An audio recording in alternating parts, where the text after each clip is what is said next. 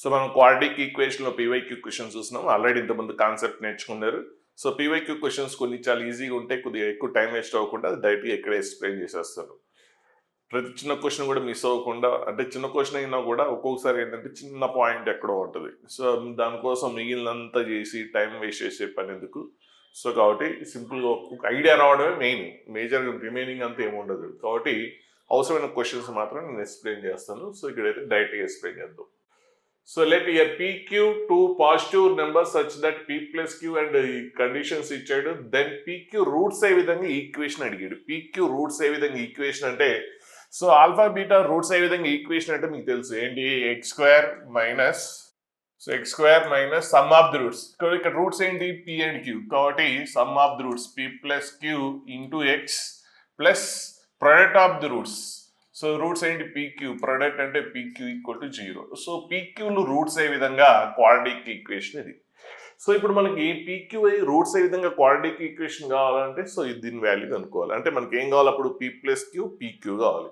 So P plus Q already తెలుసు, ఇంకా మనం కనుక్కోవాల్సింది ఏంటి, టార్గెట్ పీక్యూ కనుక్కోవాలి. So by using this two informations, ఈ రెండు ఇన్ఫర్మేషన్స్ యూజ్ చేసుకొని పీక్యూ కనుక్కుందాం. So P power 4 Q power 4 అంటే పీ పవర్ 4 నేను రాయొచ్చు P square whole square, next దీన్ని క్యూ స్క్వేర్ హోల్ స్క్వేర్ రాయొచ్చు. ఇప్పుడు ఇది A square plus B, P square A, Q square B అనుకుంటే A square plus B square type లో ఉంది. మరి A square plus B square అంటే మనం ఏ రాయొచ్చు, A plus B whole square minus 2ab అని రాయొచ్చు. So minus 2ab. సో ఇక్కడ ఏ అంటే ఏంటి, ఇప్పుడు ఇది ఈ ఫామ్ లో రాసేయండి. ఏ అంటే ఏంటి, పీ స్క్వేర్, బి అంటే ఏంటి, Q square whole square minus 2ab. So 2a P square B Q square. Next మళ్ళీ again P square plus Q square, మళ్ళీ అగైన్ ఇదే ఫామ్ లో వాడండి. So P square plus Q square అంటే ఏంటి, same as per ఇక్కడ ఈసారి కాబట్టి ఏ అంటే ఏంటి పి, అలాగే బి అంటే ఏంటి క్యూ. కాబట్టి ఇక్కడ A square plus B square అంటే A plus B whole square minus 2ab. అలాగే ఇక్కడ P square plus Q square అంటే ఏంటి, దీని వాల్యూ మనం రాయొచ్చు P plus Q whole square minus 2pq. So ఈ రౌండ్ లో చుట్టింది చూడండి, P square plus Q square అంటే ఏంటి, so P plus Q whole square minus 2pq minus 2pq. ఇక్కడ స్క్వేర్ ఉంది కాబట్టి ఇక్కడ కూడా మనం ఏం రాస్తున్నాం, స్క్వేర్ రాస్తున్నాం అదే. నెక్స్ట్ మైనస్ ఇది 2p స్క్వేర్ క్యూ స్క్వేర్. ఇప్పుడు కంప్లీట్ గా మనకి రిలేషన్ ఏమొచ్చింది, పీక్యూలో వచ్చేసింది. ఇక్కడ P plus Q value substitute చేయొచ్చు మనం. పీ ప్లస్ క్యూ అంటే ఎంత, 2 సబ్స్టిట్యూట్ చేసేస్తే అప్పుడు కంప్లీట్ గా ఈక్వేషన్ మనకి పీక్యూలో వచ్చేసింది. సో ఇక్కడ పీ ప్లస్ క్యూ అంటే ఎంత, 2 స్క్వేర్ అంటే 4 minus 2pq square whole square, next minus 2p square Q square equal to so 272. ఇప్పుడు కంప్లీట్ గా పీక్యూలో వచ్చేసింది. సింప్లిఫై చేస్తే ఇలా వచ్చింది. ఇప్పుడు పీక్యూలో క్వాడ్రాటిక్ ఈక్వేషన్ వచ్చింది. సో ఇప్పుడు దీన్ని మాడిఫై చేసుకొని, సో బోత్ సైడ్స్ 2 పెట్టి క్యాన్సిల్, కామన్ తీసి క్యాన్సిల్ చేసేయచ్చు. So PQ whole square minus 8pq, so 128. ఇప్పుడు పీక్యూలో క్వాడ్రాటిక్ ఈక్వేషన్ వచ్చింది. సో కాబట్టి ఇప్పుడు క్వాడ్రాటిక్ ఈక్వేషన్ కాబట్టి దీన్ని ఫ్యాక్టరేషన్ చేస్తాం. మల్టిప్లికేషన్ చేస్తేనేమో మైనస్ 128 రావాలి, యాడ్ చేస్తే మైనస్ 8 రావాలి. సో అలా తీసుకుని ఫ్యాక్టరేషన్ చేయండి. అంటే పీక్యూ బదులు ఎక్స్, అంటే ఇప్పుడు ఒకవేళ కష్టం అయితే ఎక్స్ స్క్వేర్ మైనస్ పీక్యూ బదులు ఏంటి ఎక్స్ అని రాసేయండి. ఇప్పుడు ఫ్యాక్టరేషన్ చేసేయండి. చేసిన తర్వాత ఎక్స్ ప్లస్ లో పీక్యూ రాసేస్తే అయిపోతుంది. అప్పుడు మనకి P Q equal to 16 or minus 8 వస్తుంది. ఇక్కడ పీక్యూలు ఏమన్నాడు, క్వశ్చన్ లో పాజిటివ్ అన్నాడు. మరి ఇట్లాంటి చాలా జాగ్రత్తగా ఉండాలి. సో ఒక్కొక్కసారి 2 పాసిబుల్స్ ఆన్సర్స్ ఇస్తాడు. సో మీకు చూసుకోవాలి. ఇక్కడ ఒక్కొక్కసారి టక్మని పెట్టేస్తారు -8 అనేది. సో -8 రాదు. ఎందుకు, పీక్యూలు కండిషన్ ఏంటి, క్వశ్చన్ లో పీక్యూలు పాజిటివ్ అన్నాడు. సో పాజిటివ్ కాబట్టి ప్రొడక్ట్ ఎప్పుడు కూడా నెగిటివ్ అవ్వదు. కాబట్టి ఆన్సర్ ఏంటి, పీక్యూ ఈక్వల్ టు 16. సో ఇప్పుడు మనకి equation x square minus P plus Q అంటే ఎంత 2. So 2x, next PQ value ఎంత వచ్చింది, పీక్యూ వాల్యూ 16 వచ్చింది. కాబట్టి ఇదే క్వాడ్రాటిక్ ఈక్వేషన్. పెద్ద కష్టమేం కాదు, జస్ట్ పీక్యూ కనుక్కోవడమే. So next question, alpha beta roots of this equation అయితే దీని వాల్యూ కనుక్కోవాలి. కాదు ఇక్కడ ఏబీలు ఉన్నాయి చూసుకోండి. సో ఏంటి, alpha square plus beta square minus alpha beta value కనుక్కోవాలి. సో ఇక్కడ quadratic equation A X square plus B X plus 1 అని ఇచ్చాడు. సో ఇక్కడ ఫస్ట్ ఏబీ వాల్యూస్ కనుక్కోవడానికి క్వశ్చన్ కట్ అయింది. సో ఇక్కడ ఇంకో చూడండి, ఇంకా ఉంది క్వశ్చన్. సో ఇక్కడ 2 చాప్టర్స్ మిక్స్ చేసాడు. ఏబిసిఆర్ ఇన్ అర్థమెటిక్ ప్రోగ్రెషన్ అన్నాడు. A B C are in arithmetic progression and centroid of this triangle is ఇచ్చాడు. సో ఏబిసి అర్థమెటిక్ ప్రోగ్రెషన్ అంటే అప్పుడు మనకి ఏంటి, 2b ఈక్వల్ టు ఏంటి, 2b equal to A plus C. అలాగే సెంట్రాయిడ్, ఈ ట్రయాంగిల్ 3 వెర్టెక్స్ ఇచ్చాడు. సో ఈ 3 వెర్టెక్స్ సెంట్రాయిడ్ ఇచ్చాడు. మరి సెంట్రాయిడ్ అంటే ఏంటి? Sum of the x coordinate, 3 పాయింట్లు sum of the x coordinate. So A plus ఇక్కడ ఎక్స్ కోఆర్డినేట్ ఎంత 2, next third point x coordinate A by 3 centroid equal to 10/3. So 3 cancel, అప్పుడు ఏంటి 2a plus 2 equal to 10. So 2a equal to 8. So A equal to ఎంత 4. So A value వచ్చింది. అక్కడ equation ax square ఉంది కదా, ఏ value వచ్చింది. అలాగే next y coordinate కూడా కనుక్కోవాలి కదా సెంట్రాయిడ్ లో. సో y కోఆర్డినేట్ ఏంటి?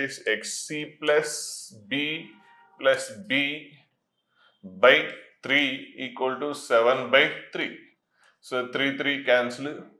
సో ఇక్కడ మనకి ఏపీసీ ఏపీ అన్నాడు కాబట్టి ఇక్కడ చూడండి సి ప్లస్ 2b వస్తుంది. C plus 2b equal to 7. So C plus 2b అంటే ఏం రాయొచ్చు మనం? ఏ ప్లస్ సి అని రాయొచ్చు. So A plus C equal to 7. Already మనకి ఏ వాల్యూ తెలుసు. సో ఏ వాల్యూ సబ్స్టిట్యూట్ చేసేస్తే మనకి so 2c equal to A value 4, అటు వెళ్ళిపోతే ఎంత వస్తుంది? 3 వస్తుంది. సి ఈక్వల్ టు ఎంత? 3/2. సో సి వాల్యూ తీసుకొచ్చి ఇందులో సబ్స్టిట్యూట్ చేసేయండి, బి వాల్యూ వచ్చేస్తుంది. ఇప్పుడు ఏబి వాల్యూస్ అన్ని మనకి వచ్చేస్తాయి. సో అది మనం చెప్పినట్టు చేసేస్తే సి వాల్యూ 3/2, అందులో సబ్స్టిట్యూట్ చేస్తే బి వాల్యూ 11/4 వచ్చింది. ఇప్పుడు ఏ తెలుసు, బి తెలుసు. సో ఏ ప్లస్లో మనం ఏం రాస్తాం? ఏ వాల్యూ ఎంత? ఏ వాల్యూ 4, బి వాల్యూ 11/4 రాస్తే అప్పుడు క్వాడ్రాటిక్ ఈక్వేషన్ వచ్చింది. దీని రూట్స్ ఏంటి? Alpha beta. సో దీని రూట్స్ ఆల్ఫా బీటా కాబట్టి అప్పుడు some of the roots alpha plus beta equal to ఏంటి? మైనస్ ఆఫ్ ఎక్స్ కోఎఫిషియంట్ అంటే minus 11/4 by x square coefficient. So by 4. So reverse అయితే 1/4 వస్తుంది, మైనస్ 11/16 వస్తుంది. అలాగే ప్రొడక్ట్ ఆఫ్ రూట్స్ అంటే constant term by x square coefficient. So 1/4. So మనకు అడుగుతుంది దీని వాల్యూ. సో మనకు ఆల్ఫా ప్లస్ బీటా తెలుసు, ఆల్ఫా బీటా తెలుసు కాబట్టి alpha square plus beta square మనం ఏం రాయొచ్చు? ఇంతకుముందు చెప్పినట్టుగా alpha plus beta whole square minus 2 alpha beta రాయొచ్చు. So alpha plus beta whole square minus 2 alpha beta minus alpha beta. So అప్పుడు ఏమొస్తుంది? మైనస్ 3 ఆల్ఫా బీటా అవుతుంది. ఇప్పుడు ఆల్ఫా ప్లస్ బీటా వాల్యూ తెలుసు, ఆల్ఫా బీటా వాల్యూ తెలుసు. Substitute చేసేసేయండి, మీకు ఇది ఆన్సర్ వచ్చేస్తుంది. సో నెక్స్ట్ ఈ క్వశ్చన్ చాలా సింపుల్ క్వశ్చన్, 2021లో వచ్చింది. So alpha beta real numbers అన్నాడు. Alpha beta is real numbers. ఇక్కడ చూసుకోండి, వన్ ఆఫ్ ది రూట్ ఇది ఏంటి? ఒక క్వాడ్రాటిక్ ఈక్వేషన్, జెడ్లలో quadratic equation one of the root ఇచ్చాడు. So one of the root తెలిస్తే నెక్స్ట్ అదర్ రూట్. సార్ ఇక్కడ ఆల్ఫా బీటా రూట్స్ కాదు, జాగ్రత్త, ఎందుకు జనరల్ మిస్ అయ్యే ఛాన్స్ ఎక్కువ ఉంది. జనరల్గా మనం ఆల్ఫా బీటాని ఎక్కువ రూట్స్కి వాడతాం. సో ఆల్ఫా బీటా అనగానే రూట్స్ అనుకుంటాం, కాదు ఇక్కడ alpha beta real numbers. So ఆ రియల్ నెంబర్స్ ఇక్కడ ఇచ్చాడు ఏంటి? Z square. ఇది ఆల్ఫా బీటా రూట్స్ కావు, దెన్ రూట్స్ కావు. ఇక్కడ ఆల్ఫా బీటాలు రూట్స్ కావు, జాగ్రత్తగా ఉండండి, పొరపాటున అలవాట్లో చేసేస్తాం. దెన్ ఆల్ఫా మైనస్ బీటా కావాలి. So alpha beta real numbers, one of the root ఇచ్చాడు. ఈ క్వాడ్రాటిక్ ఈక్వేషన్ ఆల్ఫా బీటా దానికి రూట్స్ కాదు, కానీ ఈ 1 - ఇదేంటి? క్వాడ్రాటిక్ ఈక్వేషన్ జెడ్లలో దీనికి వన్ ఆఫ్ ది రూట్ ఇచ్చాడు. ఏమి ఇచ్చాడు? 1 - 2 ఇచ్చాడు. So one of the root, ఇక్కడ రూట్కి జనరల్గా ఆల్ఫా బీటాల పేరు పెడతాం. మనకి ఇక్కడ ఎంఎన్ అనుకుందాం. రూట్స్ ఏంటి? MNR roots. అందులో వన్ ఆఫ్ ది రూట్ ఏమి ఇచ్చాడు? మనకి 1 - 2i ఇచ్చాడు.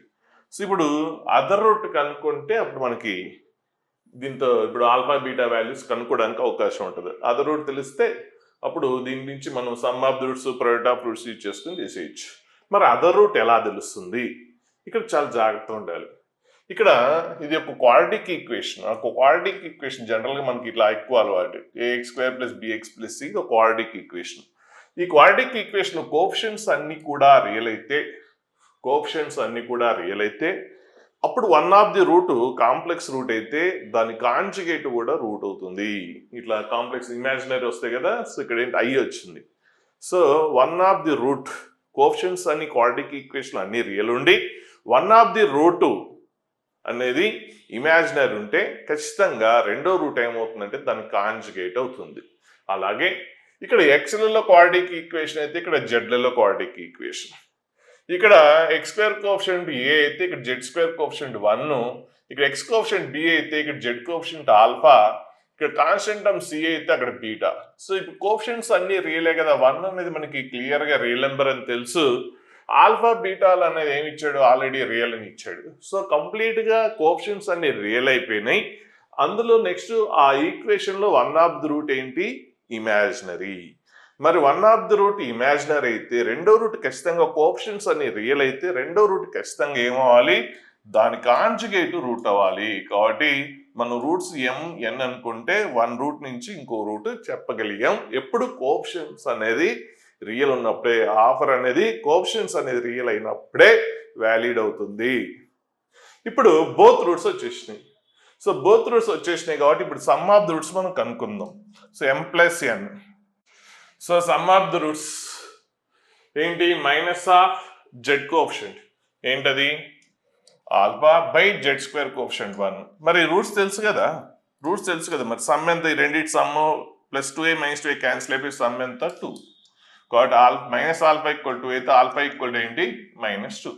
సో ఆల్ఫా వాల్యూ -2 వచ్చింది. అలాగే ప్రొడక్ట్ ఆఫ్ రూట్స్ మనం ఏమనుకున్నాం, ఆల్ఫా బీటాలు కావు, ఇక్కడ రూట్స్ ఏంటి ఎంఎం.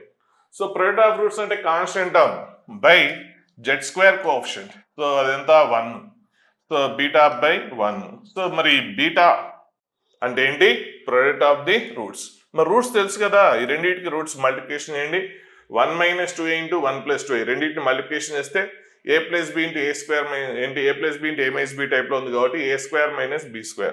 సో 1² - b² అంటే అంతా 2i whole square. So i1² అంటే 1, నెక్స్ట్ -2² 4, i² అంటే ఏంటి, i² అంటే ఏంటి -1, i² అంటే ఏంటి -1. సో ఆ మైనస్ ఈ మైనస్ కలిసి ప్లస్ అవుతుంది, 2² ఎంత 4. సో అప్పుడు 1 + 4 ఎంత 5. సో బీటా వాల్యూ కూడా వచ్చేసింది. So alpha value -2, beta value ఎంత 5. ఇప్పుడు అడుగుతుంది క్వశ్చన్ ఏంటి, ఆల్ఫా మైనస్ బీటా. కాబట్టి -2 బీటా వాల్యూ 5 కాబట్టి సో -2 - 5 ఎంత -7. సో నెక్స్ట్ ఇప్పుడు ఈ క్వశ్చన్ చూడండి, sum of the squares of the reciprocals of the roots. So దీనికి ఆల్ఫా బీటా ఏంటి రూట్స్ అయితే దానికి sum of the squares of reciprocals. So sum of the squares of reciprocals. So reciprocals కి squares కి sum కాబట్టి 1/α² sum of the squares of the reciprocals ఏంటి 1/α 1/β వాటికి squares కి సమ్ కాబట్టి ఇది ఎంత ఇచ్చాడు, ఈస్ 15 అని ఇచ్చాడు. సో దీని వాల్యూ ఇచ్చాడు. దెన్ α³ + β³ హోల్ స్క్వేర్ వాల్యూ కావాలి. సో α³ + β³ హోల్ స్క్వేర్ అంటే ఫస్ట్ α³ + β³ ఏంటో తెలుసుకుందాం. మరి α³ + β³ అంటే ఏంటో తెలుసుకుంటే చూద్దాం. α³ + β³ అంటే మనం ఏం రాయొచ్చు అంటే alpha plus beta into so α² + β² minus alpha beta. So ఈ ఫార్ములాస్ బాగా గుర్తుపెట్టుకోవాలి. a³ + b³ అంటే a + b ఇంటూ ఇవి చాలా మందికి తెలీదు. సో ఇవి చాలా ఇంపార్టెంట్. అలాగే నెక్స్ట్ ఇది కూడా అవసరం అయితే ఎప్పుడన్నా α³ - β³ లేదంటే a³ - b³ ఫార్ములా. సో ఏంటంటే a - b ఇంటూ a², ఇక్కడ మైనస్ ఉంటే ఇక్కడ ప్లస్ వస్తుంది, ab + b². ఇక్కడ ప్లస్ ఉంటే ఇక్కడ ప్లస్ వస్తుంది, ఇక్కడ మైనస్ వస్తుంది చూసుకోండి. సో ఇవి కాకుండా ఇంక వేరే ఫార్ములా కూడా వాడతాం. అంటే ఇప్పుడు α³ + β³ బట్టి ఇంకో ఫార్ములా కూడా వాడతాం. సిచ్యువేషన్ బట్టి ఏ ఫార్ములా వాడాలో చూసుకోవాలి. a³ + b³ బట్టి ఈ ఫార్ములా కూడా వాడతాం. α + β³ minus 3α β into α + beta into α + beta ఈ ఫార్ములా కూడా వాడతాం. ఎలా వచ్చిందంటే ఇప్పుడు a + b³ ఫార్ములా తెలుసు కదా. a + b³ అంటే ఏంటి, a³ + b³ plus 3ab into a + b. ఇప్పుడు నాకేం కావాలి, a³ + b³ కావాలి. కాబట్టి a³ + b³ కావాలంటే రిమైనింగ్ లెఫ్ట్ సైడ్ తీసుకొచ్చేయండి, అప్పుడు ఈ ఫార్ములా వస్తుంది. సో a³ + b³ అంటే ఏంటి, a+b³ minus 3ab into a + b. So ఇక్కడ మనకి కాబట్టి ఈ ఫార్ములా వాడట్లేదు. ఇక్కడ మనం ఏ ఫార్ములా వాడుతున్నాం, ఈ ఫార్ములా వాడుతున్నాం. సో α³ + β³ సిచ్యువేషన్ బట్టి అవసరాన్ని బట్టి మీరు యూజ్ చేసుకోవాలి. ఇక్కడ ఈ ఫార్ములా కంటే ఈ ఫార్ములానే వెళ్ళిపోతుంది సిచ్యువేషన్ బట్టి. సో ఈ వేరే క్వశ్చన్స్లో అయితేనేమో జనరల్గా ఏంటంటే ఎక్కువ బైనామియల్ థియరంలో ఎక్కువ ఇట్లాంటివి యూజ్ చేస్తుంటాం. సో సిచ్యువేషన్ బట్టి చూసుకోండి. ఇక్కడైతే ఈ ఫార్ములానే బెస్ట్, ఎందుకంటే మనకి సో ఇక్కడ ఆల్ఫా బీటా రూట్స్ అన్నాడు కదా, కంప్లీట్గా అట్లా some of roots product of roots అట్లా వచ్చింది కాబట్టి ఈజీ అవుతుంది. మళ్ళీ ఇక్కడ మళ్ళీ α² + β² ఉంది, అంటే దీని నుంచి కూడా చేయొచ్చు, కాకపోతే ఇంకొక స్టెప్ చేయాల్సి వస్తుంది.